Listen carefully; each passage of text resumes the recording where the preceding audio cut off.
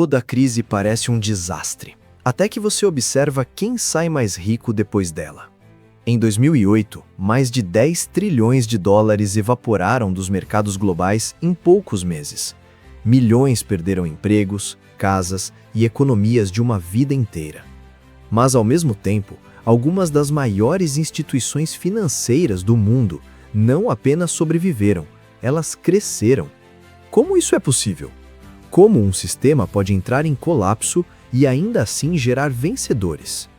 A resposta não está na superfície, porque crises não são apenas acidentes. Às vezes, elas são mecanismos. E nada, absolutamente nada, é tão simples quanto parece. Aqui, onde história, poder e economia se encontram, as engrenagens invisíveis do mundo começam a se revelar.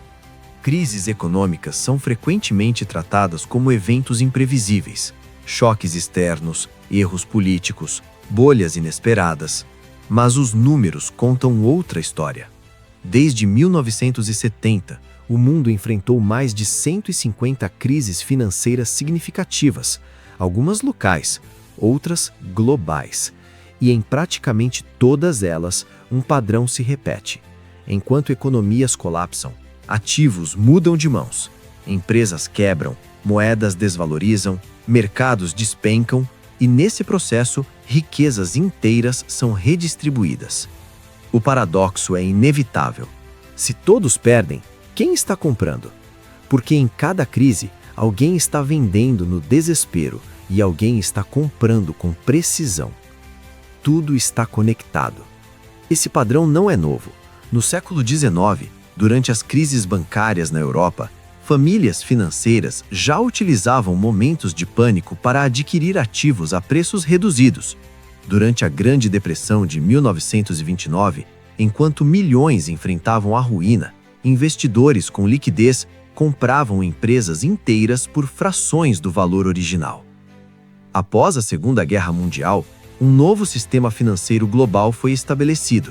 Instituições como o Fundo Monetário Internacional e o Banco Mundial surgiram com o objetivo de estabilizar economias, mas, ao mesmo tempo, criaram uma nova dinâmica.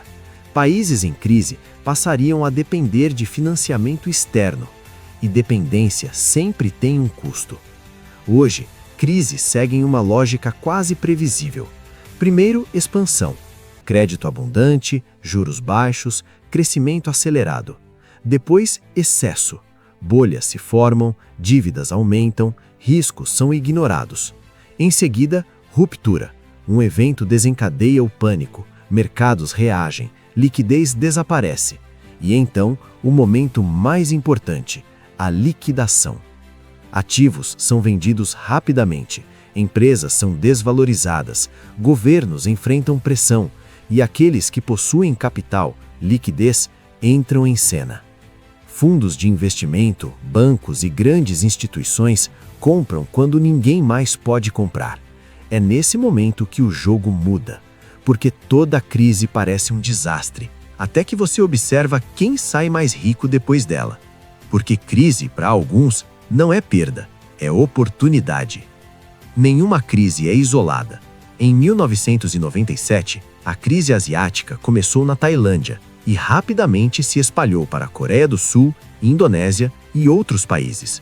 Em 2008, o colapso do mercado imobiliário americano desencadeou uma recessão global. Hoje, mercados estão interligados em tempo real.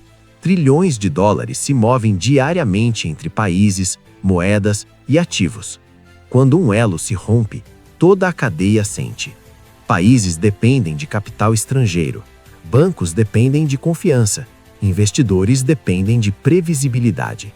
E quando esses elementos falham, o sistema inteiro entra em tensão. Mas, novamente, não há um único culpado. Há um ciclo. Por trás desse ciclo, existe uma camada raramente discutida. Grandes fundos de investimento controlam trilhões em ativos globais. Bancos centrais possuem o poder de injetar ou retirar liquidez. Agências de classificação de risco influenciam o custo da dívida de países inteiros. Hedge funds apostam contra moedas, especulam sobre colapsos, antecipam movimentos.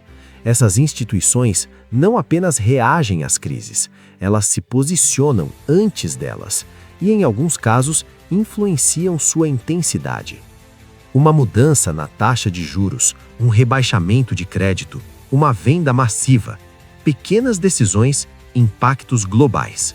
A crise da Grécia, em 2010, revelou o custo humano dessas dinâmicas. Cortes severos, desemprego acima de 25%, uma geração inteira afetada. Na Argentina, crises recorrentes levaram a ciclos de desvalorização, inflação e instabilidade social.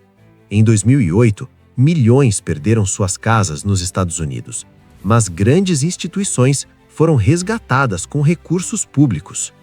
Os números são claros, as consequências profundas. Crises não são apenas eventos financeiros, são eventos humanos. A verdade é desconfortável. Crises não apenas destroem riqueza, elas transferem.